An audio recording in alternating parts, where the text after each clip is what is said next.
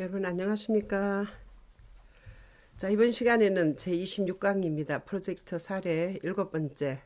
자, 가을과 자연 1단계에 대해서 함께 공부해 보도록 하겠습니다. 이 가을과 자연 프로젝트는 만 5세 대상으로 해서 산들바람 어린이집에서 했던 가을 프로젝트예요. 자, 주제 선정 이유를 한번 보겠습니다. 자, 친구들과 함께 바깥에 나가서 산책을 하던 중에 조금씩 변화하는 단풍나무를 보면서 왜 나뭇잎의 색깔이 변하는 거예요? 하고 이제 질문을 했어요. 교사가 가을이 되어서 변하는 거야 라고 하자 유아들이 가을이 되면 다 변하는 거예요? 라고 물어보았습니다. 자, 가을이 되어 달라지는 모습에 대해 관심을 보였습니다. 자, 이것이 발단 사건과 또 유아들의 흥미, 관심이 되는 거죠. 교사가 그럼 우리 가을에 대해서 알아볼까요? 라고 하자 유아들이 정말 재밌을 것 같다고 해서 가을을 주제로 선정하고 가을의 다양한 모습과 특징에 대해 더 알아보기로 하였습니다. 가을은 아이들이 주변에서 자연환경의 변화를 관찰할 수 있고 또 다양한 방법으로 가정연계 학습이 가능하고 또 지역사회나 어른들께도 손쉽게 물어볼 수 있는 자원이 많다는 거죠.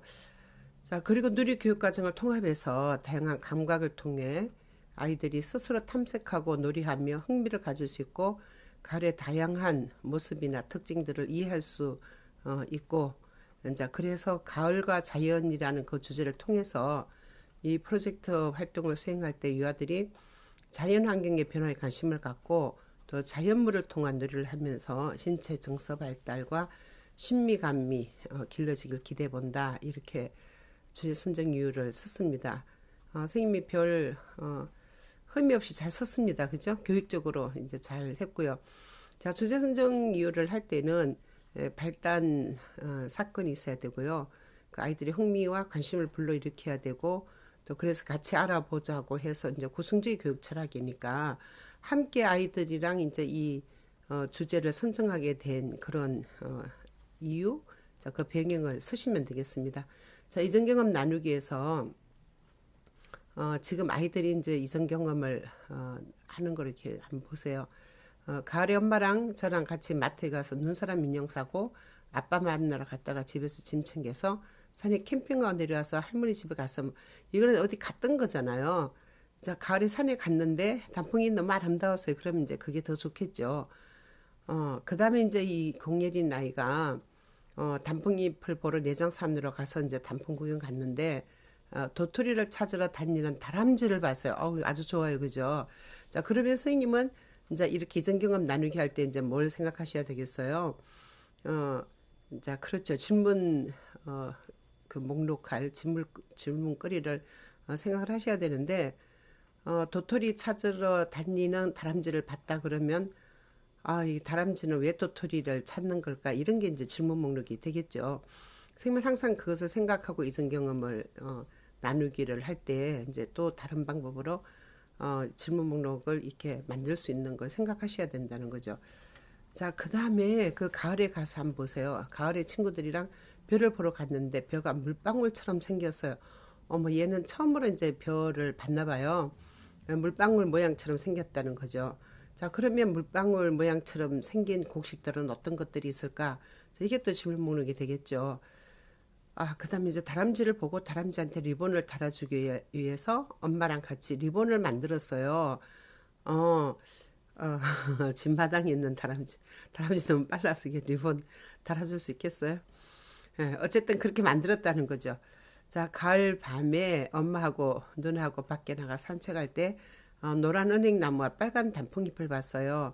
자, 이 가을의 변화죠. 좋고요. 그 다음에 다람쥐가 도토리를 찾으러 다니는 모습을 봤대요.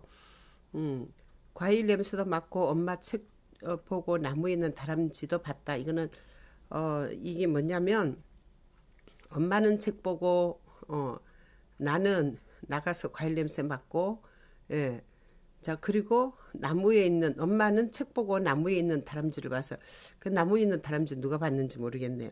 자, 이전 경험 나누기는 그 주제에 관해서 자신의 이전 경험이에요. 근데 이것이 직접적인 경험도 괜찮고 이제 또 간접적인 경험도 괜찮은데 선생님은 뭘 생각하셔야 되냐면 아이들이 이제 한 아이가 이렇게 봤다 뭘 했다 그러면 거기다 이제 그런 식으로 나와요. 그러면 먹었던 것도 나와야 되고 여기서 이제 유머카를 만들기 위해서 여러 가지 이야기들이 많이 나와야 되는데 만약에 이제 우리 오감각적인 그런 자원 이런 것들이 잘 안 나오면 선생님은 이전 경험을 하면서 어, 아이들의 경험도 좋지만 교사가 자신이 가졌던 그 가을에 대한 이런 경험 이런 걸 얘기를 좀 좋다는 거죠. 선생님은 가을에 산에 갔는데 단풍잎이 너무 아름다웠는데 그 단풍잎에는 이런 색깔들이 있었단다. 그렇게 얘기를 하면 자, 아이들이 색깔에 대해서 시각적인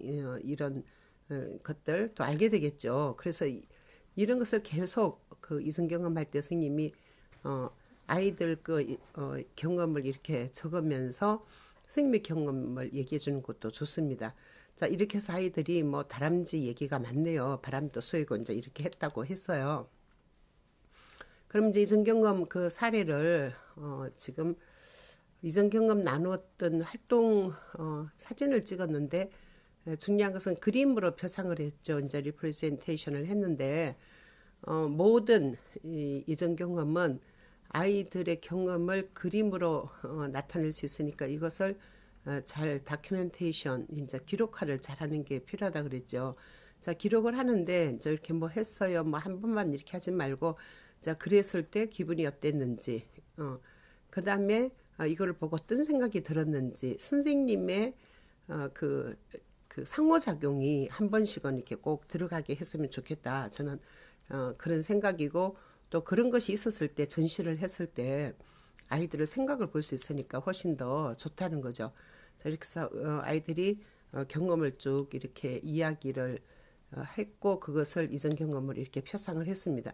자, 그다음 브레인스토밍인데 브레인스토밍은 절대로 정답이 없어요. 자, 중요한 것은 한 포스트잇에 한 가지만 쓰는 거. 예, 동사, 명사, 형용사 이제 이런 식으로 쓰고 부사는 쓰지 말라 그랬죠.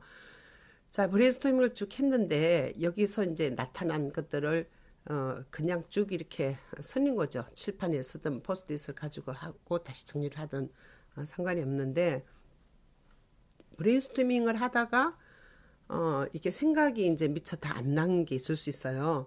그러면 다시 이제 우리가 브레인스토밍을 한 번 더 할 수 있고, 자, 중요한 것은 이 브레인스토밍 할 때 선생님이 어떤 것에 대해서 나오는지를 잘 머릿속에 기억을 하셔야 돼요. 예를 들어서 시각적인 거, 가을에 대해서 시각, 또 미각, 또 후각, 촉각, 예, 청각, 가을에서 이제 이 들을 수 있는 소리 이런 거 있잖아. 이런 것들이 빠진 날을 살펴보시고 이 브레인스토밍 할 때 선생님이 계속 이게 자극을 주셔야 되는 거예요. 가을에 산을 갔을 때 어떤 소리가 들렸지? 이렇게 하면서 하면은 아이들이 브레인스토밍에서 이제 훨씬 더 자기 생각을 더 쓸 수 있으니까 이때 교사의 이 감각적인 자극을 이렇게 주는 게 굉장히 중요하고 이제 그다음 브레인스토밍 하고 나서 이제 그 아이디어가 다 나왔을 때 다시 한번 했던 것은 저렇게 빨간색으로 정리를 하는 거 이제 아시죠? 그다음 이제 유목화를 하는데 상위 유목하고 이제 하위 유목이 있는데 상위 유목은 항상 색깔을 다르게 하고 글씨를 좀 더 크게 이렇게 하시고요. 그다음에 이제 그 상위 유목에 이제 있던 것들이 하위 유목에 제대로 들어갔나를 보셔야 되는 거예요. 자, 장소 이렇게 보니까 캠핑 장소, 놀이동산, 산, 단풍 구경 장소인데 여기는 단풍 구경 간 어떤 산 이름이라든지 이런 걸 쓰는 게 더 좋겠죠. 꽃 축제에도 마찬가지고요. 그 장소는 이제 진짜 장소 이름을 쓰는 게 좋겠고요. 오감각적인 자극이 유목할 때 앞으로 먼저 나오는 게 좋습니다. 왜 그러냐면 아이들은 오감각적인 자극을 좋아하고 그런 것들을 많은 아이디어를 낼 수 있으니까 알아볼 수 있는 것들이 많아요. 자, 소리 보니까 생생, 팔락, 맴맴 이렇게 보니까 다 맞아요, 그죠? 자, 색깔 이렇게 쭉 했고요. 그다음 나무 종류. 자, 여기서 나중에 단풍나무, 은행나무 이런 게 이제 나중에 또 따로 나왔잖아요, 그죠? 저렇게 빨간색으로 정리됐고, 맛도 자, 여기서 맛이 아닌 게 있어요. 상쾌한 맛이 있어요. 그거는 이제 그 바람이 상쾌하다 그런 바람 맛, 이제 뭐 굳이 하자면 그렇게 들어갈 수 있겠어요. 그다음에 이제 감정해 보니까 재미있다, 신기하다, 웃어요, 좋아요, 신난다, 슬프다. 재미있는 감정, 신기한 감정. 우리는 이제 이런 거를 감정이라 하기보다는 느낌이라고 그러죠. 그래서 좋은 감정, 신나는 거, 슬프다 이런 거는 들어갈 수 있겠지만 어, 좀 이렇게 다르게 이거를 전체적인 것을 느낌이라고 이제 이렇게 하면은 별로 뭐 틀리지 않을 것 같아요. 그래서 선생님들이 이제 유목을 정할 때 그 유목을 어떻게 넣는가 이것도 굉장히 중요하죠. 그래서 만약에 이제 그것을 좀 고쳤으면 좋을 게 있으면은 그렇게 다시 고치셔도 괜찮아요. 자, 먹거리를 보니까 이제 너무 많아갖고 열매, 곡식, 음식으로 이렇게 다 나눴어요. 자, 열매는 감은 열매 맞죠? 사과, 배, 밤, 대추, 포도, 땅콩. 자, 고구마는 이제 열매예요. 예. 자, 그런데 어, 우리가 이제 이 그 열매라 그러면 이제 굉장히 이렇게 폭이 넓잖아요. 그렇죠? 그런데 어, 이 고구마는 뿌리 식품으로 가면은 어떨까요? 이제 무라든지 뭐 감자라든지 이런 거는 다 뿌리 식품이잖아요. 그리고 나무에서 나는 그것은 지금 우리가 열매라고 하죠.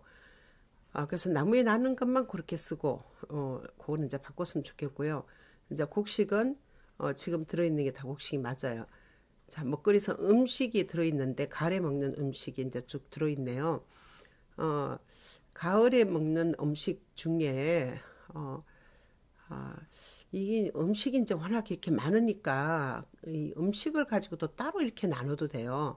자, 주식과 뭐 간식 아니면 이제 후식 이렇게 나눠도 되니까 먹거리에서는 과일이라는 것을 하고 또 뭐 뿌리식품이라는 걸 하고 곡식을 하고 이렇게 하고 음식을 따로 나누어도 굉장히 좋을 것 같아요. 여러분들은 이제 그런 아이디어를 지금 공부하면서 이제 받으시는 거죠. 놀이 가을에 이제 하는 놀이 보니까 저런 놀이들이 있었고 가을에 날씨는 저런 날씨들이 있었고 곤충 채집할 때 필요한 것 이제 이 가을에 이제 곤충 채집을 했나 봐요. 그러면 저런 것들이 필요하고 가을에 이제 볼 수 있는 곤충은 저렇게 됐어요. 이것을 가지고 이제 웹을 짰더니 이제 저렇게 나왔어요. 자, 여기서 이제 우리 중심어는 이제 가을과 자연이잖아요. 그러면 저렇게 중간에 크게 하고, 그 다음에 이제 부주제가 먹거리에서 이제 이 곡식이 나오고, 또 열매가 나오고, 음식이 나오고, 이제 이렇게 됐잖아요. 만약에 앞에 그것을 수정을 하게 되면 또 다시 이제 바꿔야 되겠지만, 어, 글씨를 조금 이제 작게 하고 이 동그라미를 너무 크게 안 하셔도 되는 거예요. 굳이 동그라미를 안 해도 되고 자, 여러분들은 저기에 그 웹을 짜기에 편한 것으로 이렇게 바꾸셔서 하셔도 돼요. 자, 앞에 있는 유목화에서 웹을 옮길 때 유목의 순서대로 하는 게 아니라고 얘기를 했죠. 자, 가장 많은 것들, 그러면 이제 색깔의 그 내용이 많았어요. 그러면 이제 이 색깔이 대칭이 되게 하고, 그 다음에 이제 오른쪽으로는 소리가 저렇게 들어갔네요. 그러면 여기서 이제 그 하위로 또 나눠졌을 때는 이제 그 사이에 이제 끼워 넣어야 되니까 선생님이 알아서 전체적인 구조를 이렇게 하고 유목에 있는 것들을 그 종류별로 이렇게 다 너무 이제 긴 거는 대칭이 되게 만들고 작은 것들은 사이사이에 집어넣고 요것은 이제 교사가 이 웹을 만들 때 기본적으로 이제 고려를 해야 될 사항이에요. 어, 웹이 거미줄 형식으로 이렇게 좀 거미줄 형태를 띠면서 이 모든 그 아이들이 했던 유목이 다 들어갈 수 있도록 이렇게 하는 것이 잘 짠 웹이죠. 자, 질문 목록표를 보니까 실험을 해서 알아볼 그런 질문 목록이 단풍잎을 말리면 어떻게 되나요? 이제 은행이 말리면 어떻게 되느냐고 이삭을 계속 키우면 어떻게 되나요? 이제 이거는 실험해서 이제 알아볼 걸로 했고 현장 학습에 가서 이제 알아볼 걸로 저렇게 정했고 전문가에게 알아볼 것을 저렇게 정했습니다. 자, 그 다음에 인터넷과 책으로 알아볼 내용들을 저렇게 정했고요. 벼가 익으면 왜 고개를 숙이나요? 이제 이렇게 양용우란 아이가 물어봤죠.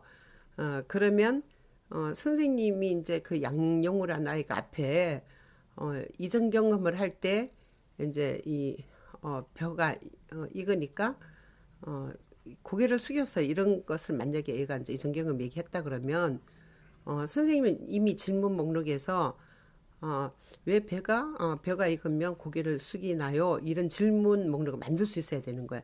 근데 선생님이 만드는 질문 목록하고 아이가 이제 비슷하게 이 질문을 했다 그러면 굉장히 얘는 프로젝트를 잘하는 거죠.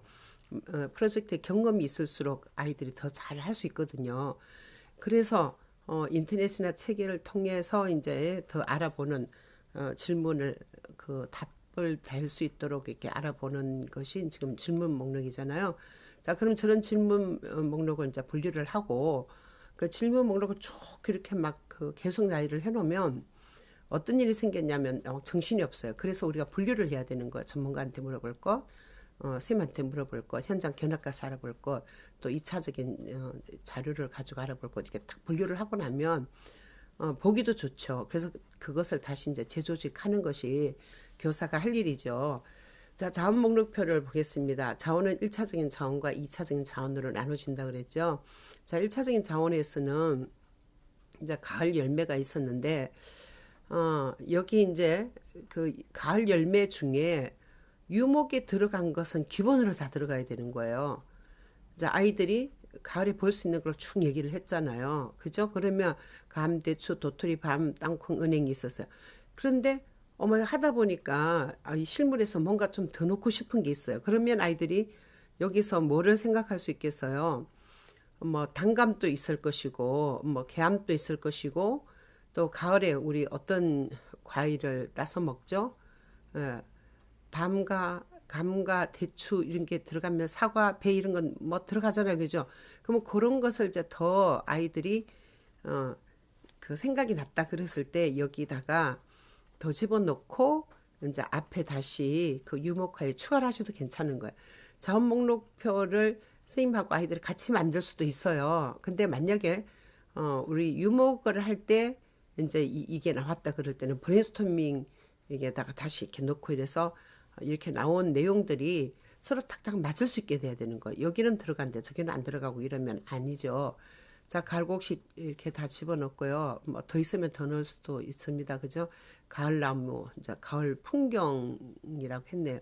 그럼 가을 풍경 실제로 눈으로 볼 수 있는 그 허수아비, 뭐 벼, 논, 갈산 이렇게 됐어요. 사람은 논을 가꾸는 농부, 국립공원 관리자, 생태공원 해설자 이렇게밖에 안 했는데 농사 관련돼서 볼 수 있는 사람들 다 좋고요.